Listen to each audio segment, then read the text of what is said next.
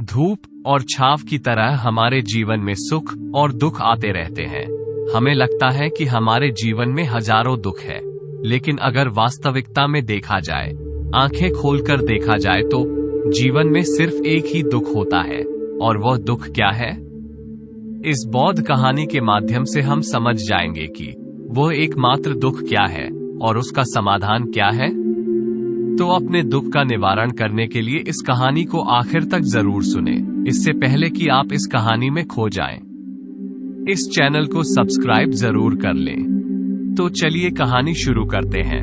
एक गांव में सबल नाम का एक आदमी रहता था। वह अपने जीवन से बहुत निराश था।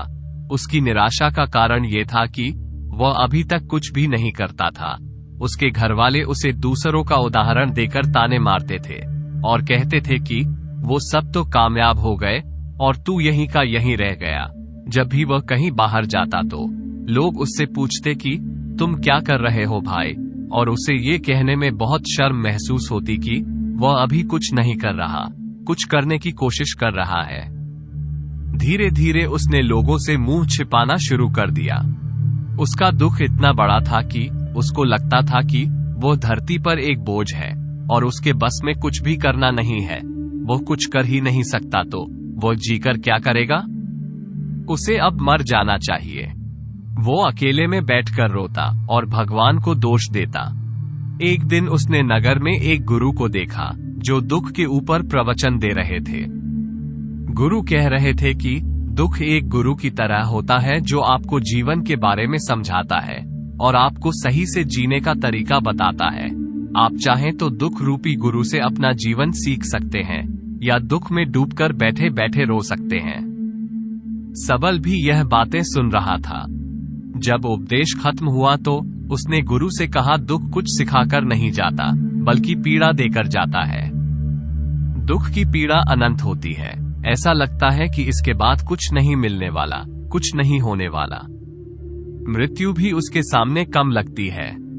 गुरु ने पूछा कि क्या दुख है तुम्हें?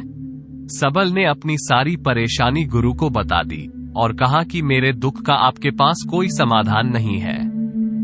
गुरु ने मुस्कुराकर कहा कि जब तुम्हारे जीवन में असली दुख आए तभी मेरे पास आना, मैं उसका समाधान अवश्य करूंगा।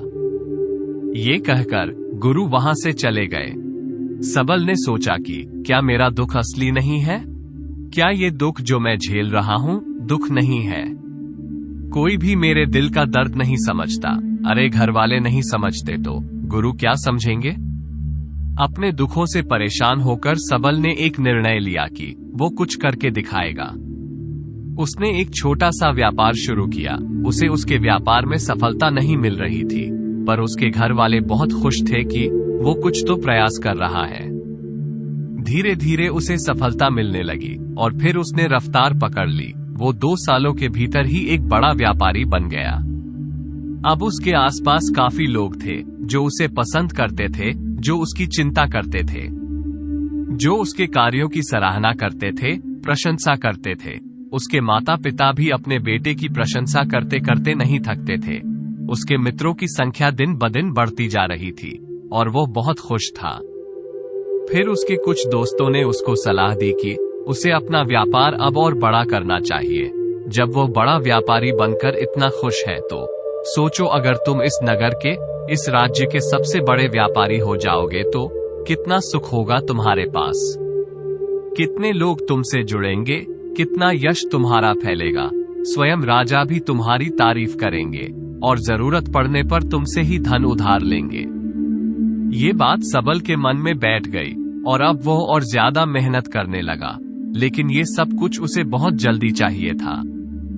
ज्यादा समय इसमें वो बर्बाद नहीं करना चाहता था, इसीलिए उसने कुछ ऐसे काम किए जो उचित नहीं थे। उसने बहुत बड़ी मात्रा में धन उधार ले लिया और वह यहीं पर नहीं रुका। ज्यादा मुनाफा कमाने के चक्कर में उसने अपनी माल की गुणवत्ता खराब कर दी। उसके मित्र उसे जैसा कहते थे वो वैसा ही करता रहा। उसने दूसरे व्यापारियों के खिलाफ षड्यंत्र भी रचने शुरू कर दिए। अब उसके जीवन का सुकून कहीं चला गया था। उसे अब रातों में नींद नहीं आती थी। वो हमेशा कुछ उधेड़बुन में लगा रहता था। सुख साधन की सारी वस्तुएं होने के बाद भी उसे किसी चीज में सुख नहीं मिल रहा था। एक दिन सबल अपने रथ में बैठकर एक मार्ग से जा रहा था। रास्ते में उसने उसी गुरु का आश्रम देखा। वो गुरु के पास पहुंचा और कहा, गुरुदेव, आपने कहा था कि असली दुख हो तो ही मेरे पास आना। मेरे जीवन में बहुत दुख है, मैं रात को सो भी नहीं पाता हूँ। सबल गुरु को अपनी सारी बात बताता है। गुरु ने कहा कि जब तुम पहली बार मिले थे तब भी तुम किसी दुख में थे। उस दुख से तुमने क्या सीखा? सबल ने कहा, मैंने सीखा कि केवल सोचने मात्र से कुछ नहीं होता।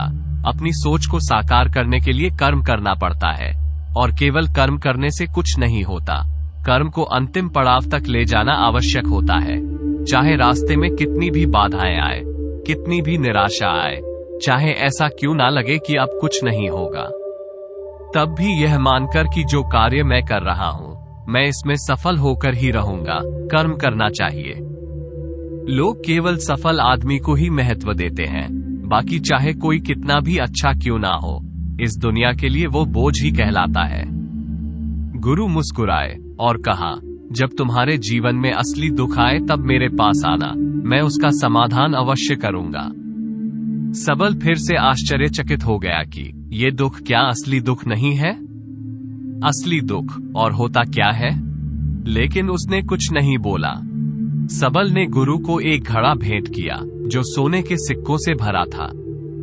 घड़े को देखकर गुरु ने कहा कि इस घड़े को वहां उस पेड़ के नीचे गड्ढा खोदकर दबा दो। यह मेरे किसी काम का नहीं है।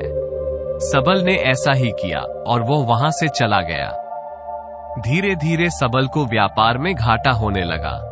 उसकी धन संपदा धीरे धीरे घटने लगी और एक ऐसा समय आया जब उसके ऊपर बहुत कर्जा हो गया था, लेकिन वह निश्चिंत था क्योंकि कर्जा उसके मित्रों द्वारा ही उसे दिया गया था। वह सोचता था कि उसके मित्र उसके बुरे समय में उसका साथ देंगे, पर ऐसा कुछ नहीं हुआ। सबसे पहले उसके मित्रों ने ही अपना उधार धनुष से मांगना शुरू कर दिया, ना देने पर जान से मारने की धमकी तक दी। उसके शुभ चिंतक, उसके चाहने वाले सब उससे दूर होते चले गए। उसके पिता उसकी गलतियों को उसे गिनवाने लगा। उसकी सारी संपत्ति नीलाम हो गई, उसके पास कुछ नहीं बचा। वो सड़क पर आ गया। उसने अपने पिता से सहायता मांगी। पिता ने कहा कि मेरे पास तो ये थोड़ी सी संपत्ति है, अगर मैं तुम्हें ये दे दूं तो मैं तुम्हारी माँ को कहाँ रखूंगा? हमारा सहारा यही संपत्ति है बेटा। उसके जीवन में बहुत गहरा दुख था। उसके आसपास कोई भी ऐसा नहीं था जो उसे संभाल सके। इस धोखे की वजह से वो टूट गया था। लगता था कि जीने का कोई मतलब नहीं है, मृत्यु ही एकमात्र सहारा है। वो मरने के लिए एक नदी की तरफ जा ही रहा था, तभी रास्ते में उसे याद आया कि गुरु ने कहा था कि जब उसके जीवन में असली दुख आए तो वो उनके पास आए और वो उसके दुख का समाधान कर देंगे। सबल गुरु के पास गया और उसने गुरु को सारी बात बताई और कहा कि मेरे दुख का समाधान कीजिए गुरुदेव। गुरु ने कहा कि जब तुम्हारे जीवन में असली दुख आए तभी मेरे पास आना, मैं उसका समाधान अवश्य कर दूंगा। सबल ने कहा कि असली दुख क्या होता है? यह असली दुख गुरुदेव, क्या अब मेरे जीवन में जो घट रहा है वो दुख नहीं है? गुरु ने कहा कि पहले ये बताओ कि तुमने अपने इस दुख से क्या सीखा है? सबल ने कहा कि जो लोग तुम्हारी तरक्की के पीछे पीछे तुम्हारे साथ आए हैं वो तुम्हें धोखा देंगे, क्योंकि तुम्हारे बुरे समय में वो तुम्हारा साथ नहीं देंगे बल्कि तुम्हारा फायदा उठाएंगे। भरोसा केवल उन्हीं लोगों पर करना चाहिए जो तुम्हारे बुरे समय में, असफलता के समय में तुम्हारे साथ खड़े रहे हो, और ऐसे लोग बहुत कम ही देखने को मिलते हैं गुरुदेव। जिन्हें मिलते हैं उन्हें हमेशा उनकी कद्र करनी चाहिए। कभी किसी के खिलाफ षड्यंत्र नहीं करना चाहिए। ईमानदारी और धैर्य के साथ काम करना चाहिए, लालच नहीं करना चाहिए। गुरु ने पेड़ के नीचे गड्ढा खोदकर घड़ा निकाला जिसमें सोने के सिक्के भरे थे, और वो घड़ा सबल को दे दिया और कहा कि जब असली दुख आए तभी मेरे पास आना। सबल को उस घड़े से थोड़ी उम्मीद मिली। उसने गुरु को प्रणाम किया, धन्यवाद किया और वो घड़ा लेकर चला गया। उस धन से उसने दोबारा व्यापार शुरू किया और अब वो छोटा सा व्यापारी बनकर भी खुश था और ईमानदारी से काम करते करते वो फिर से एक बड़ा व्यापारी बन गया। हालांकि इसमें उसे अब कुछ समय लगा, लेकिन अब वो खुश था। उसका जीवन खुशियों से भरा था। लेकिन आप कितने ही अच्छे हैं, कितना ही अच्छा काम करते हैं, दान करते हैं, पुण्य करते हैं, लोगों की मदद करते हैं, जीवन में दुख सबके आता है। तो सबल के जीवन में भी फिर से दुख आया। उसके माता पिता की मृत्यु हो गई। वह दोनों एक ही दिन मृत्यु को प्राप्त हो गए। सबल अपने माता पिता से बहुत प्रेम करता था, इसीलिए उसे बहुत गहरा आघात लगा। वो उन्हें शमशान ले गया, वहां पर उनकी अंतिम क्रिया की। सबल ने जब उन्हें चिता में जलते हुए देखा तो उसका मन बेचैन हो उठा। उसके मन में हजारों सवाल खड़े हो गए। वो घर वापस आया तो उसने अपने माता पिता की संपत्ति को देखा, जिसके लिए वो हमेशा लड़ते रहते थे। आज वो लावारिस की तरह पड़ी थी। उसकी देखरेख करने वाला, उसे देखने वाला कोई नहीं था। उसके पिता ने जो भी इकट्ठा किया था सब यहीं पर रह गया था। एक दिन पहले तक भी वो अपनी संपत्ति के लिए किसी से भी लड़ने के लिए तैयार थे, लेकिन आज सब कुछ खत्म हो चुका था। उसका मन बहुत बेचैन हो रहा था। लग रहा था जैसे कुछ खाली है, कुछ अकेलापन सा है, कुछ डर है, कुछ है जो समझ नहीं आ रहा। इसीलिए वो गुरु के पास पहुंचा। गुरु ने सबल को देखते ही कहा कि क्या कोई दुख है? सबल ने कहा कि जीवन में वैसे तो कोई दुख नहीं है गुरुदेव, सब ठीक ही है, सब सुखी है, पर आज मेरे माता पिता की मृत्यु हो गई और मेरा मन बहुत दुखी है। गुरु ने कहा कि इसमें दुखी होने वाली क्या बात है? एक दिन तो सबके प्रियजनों को मर जाना ही है। जीवित तो यहाँ कोई नहीं रहा और ना ही कोई रहेगा। तुम भी एक दिन मर जाओगे। हो सकता है कल या कहो आज या कहो तो अभी भी तुम मर सकते हो। सबल ने कहा कि गुरुदेव, आप ये क्या कह रहे हैं? मैं भी मर जाऊंगा। अरे मैं तो अभी जवान हूँ। गुरु ने कहा कि प्यारे, इस भ्रम में मत जीना कि मृत्यु बूढ़ों को ही आती है। बूढ़ों के सामने जवान भी मर जाते हैं, बच्चे मर जाते हैं। मृत्यु का किसी की उम्र से कोई लेना देना नहीं है। गुरु के मुख से यह बातें सुनकर सबल वहां से चुपचाप चला गया, पर उसका मन जैसे बेचैन हो गया था। वो कुछ खालीपन से महसूस कर रहा था। दिन रात वो अपने बारे में ही सोचता रहता कि वो क्या कर रहा है, वो क्या है, क्यों है, कैसे है, हम क्या हैं, हम क्या करने आए हैं यहाँ पर? क्या बस चीजों का उपभोग करना और मर जाना ही जीवन का असली मतलब होता है? उसे कोई जवाब नहीं मिल रहा था और उसका दुख बढ़ता ही जा रहा था। कुछ दिन बाद वो वापस उसी गुरु के पास पहुंचा और गुरु को सारी बात बता दी। गुरु मुस्कुराए और गुरु ने कहा कि आज पहली बार तुम्हारे जीवन में असली दुख उत्पन्न हुआ है। वास्तव में यही है जो दुख कहलाने लायक है कि हमें ही नहीं है कि हम क्या कर रहे हैं, क्यों है, कैसे हैं, कौन है हम और हमें क्या करना है। सबल ने कहा, गुरुदेव, मेरे दुख का समाधान कीजिए।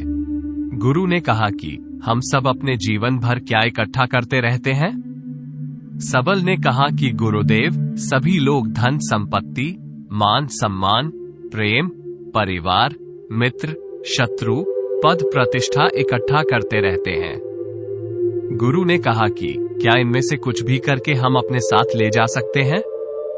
सबल ने कहा कि नहीं गुरुदेव, इनमें से तो कुछ भी साथ नहीं ले जाते। मेरे माता पिता के साथ भी कुछ नहीं गया, सब तो यहीं पर छूट गया। गुरु ने कहा, ध्यान से समझना, इस दुनिया में हम जिसे इकट्ठा करते हैं उसे हम कभी इकट्ठा करते ही नहीं। सभी चीजों को देखते हैं लेकिन उसे देखते ही नहीं जिसे हमें इकट्ठा करना है, वह है हम खुद। हमें इस दुनिया में अपने आप को इकट्ठा करना है ताकि जब हमारी मृत्यु हो तब हम एक हो सके और अपने आप को पहचान सके। हम बटे हुए हैं, प्रेम में, नफरत में, क्रोध में, क्रूरता में, धन में, संपत्ति में, पद में, प्रतिष्ठा में, सम्मान में, पहचान में, धर्म में, जाति में, दूसरों को लूटने में और अपने आप को लुटाने में। और ऐसे ही हजारों लाखों वासनाओं में हम बंटे पड़े हैं। हम टुकड़ों में जीवन जी रहे हैं। हमारी चेतना कभी भी एक नहीं हो पाती। हमारी ऊर्जा शक्ति बिखर गई है, इसीलिए हमारे पास इतना भी समय नहीं है या इतनी भी शक्ति नहीं है कि हम मुड़कर अपनी ओर देख सके। वास्तव में लोग जिंदगी भर जिन्हें दुख दुख कहकर चिल्लाते रहते हैं और उनका समाधान खोजते रहते हैं, उन्हें उनका समाधान कभी मिलेगा ही नहीं, क्योंकि जिन्हें वह दुख कहते हैं वह दुख है ही नहीं। इसीलिए यहाँ किसी को कभी उनके दुख का समाधान नहीं मिलता। वो बस एक परिस्थिति से छूटकर दूसरी परिस्थिति में फंस जाते हैं। जैसे वो पहली समस्या में रो पड़ते थे, वैसे ही वो दूसरी समस्या में रो पड़ते हैं। हमेशा ही एक समाधान नजर आता है, वो है मृत्यु। पर वो भी कोई समाधान नहीं है। इसीलिए इन सब का अगर परम समाधान चाहिए तो अपने आप को इकट्ठा करो। अपनी ऊर्जा को इस संसार से वापस खींचो, उसे एकत्रित करो, अपने ऊपर ध्यान दो, अपने पर ध्यान लगाओ। मृत्यु से पहले अपने आप को पहचान लो, ऐसे ही बिखरे हुए मत चले जाना। सबल ने कहा, तो क्या गुरुदेव, हमें ये संसार छोड़ देना चाहिए? अपनी इच्छाओं को मार देना चाहिए? धन संपत्ति इकट्ठी नहीं करनी चाहिए? क्या हमें यहाँ किसी से प्रेम भी नहीं करना चाहिए? गुरु ने कहा, तुमसे इच्छाएं, कामनाएं और वासना ऐसे ही निकलती है जैसे पहाड़ से कोई पत्थर गिर रहा हो, जिस पर पहाड़ का कोई नियंत्रण ही नहीं है सिवाय देखने के और परेशान होने के। जब तुम एकत्रित हो जाते हो तब जो भी तुम करते हो वो सब नियंत्रण में रहता है, तब इच्छाएं भी तुम्हारी इच्छा से निकलती है। शबल ने कहा, गुरुदेव, आपने मेरे सच्चे दुख का निवारण कर दिया है। आपका बहुत आभारी हूँ। अब मैं अपने आप को एकत्रित करूंगा। गुरुदेव, मानव शरीर में बहुत ऊर्जा है, बहुत शक्ति है, पर वह बेकार की चीजों में बटकर रह गई है, व्यर्थ की चीजों में लगी रहती है। दोस्तों, अक्सर हम ऊपर वाले से सवाल करते हैं कि हमारे जीवन में इतने दुख क्यों? हम सभी के मन में ये सवाल उठता है और इसका जवाब है कि वह परमात्मा हमें उस परम दुख तक ले जाना चाहता है, उस सबसे बड़े दुख तक ले जाना चाहता है, जहां पर हमें पता चल सके कि इंसानी आत्मा का असली दुख क्या है। और वह दुख है अपने आप को ना पहचान पाना, अपनी शक्तियों को ना पहचान पाना, अपने आप को इकट्ठा ना कर पाना, अपने आप पर नियंत्रण ना कर पाना। हमारे जीवन में यही दुख होता है। लेकिन इस दुख को ना देखकर हम सभी प्रकार के दुख देखते हैं, लेकिन इस दुख पर हमारा कभी ध्यान ही नहीं जाता। और वास्तव में होना ये चाहिए कि जब हमारे जीवन में दुख आते हैं तो हमारी सोच वहां पर जानी चाहिए कि मैं क्यों हूं, मैं क्या हूं। और जब यह एकमात्र दुख आपके जीवन में आपको नजर आता है, तब आप ध्यान की तरफ बढ़ते हैं, तब आप अपने आप को खोजने की तरफ चलते हैं। तो दोस्तों, कैसी लगी आपको ये कहानी कमेंट सेक्शन में जरूर बताना, और अच्छी लगी तो इस चैनल को सब्सक्राइब करना ना भूलें। तो मिलते हैं अगली कहानी में, तब तक के लिए अपना ख्याल रखें।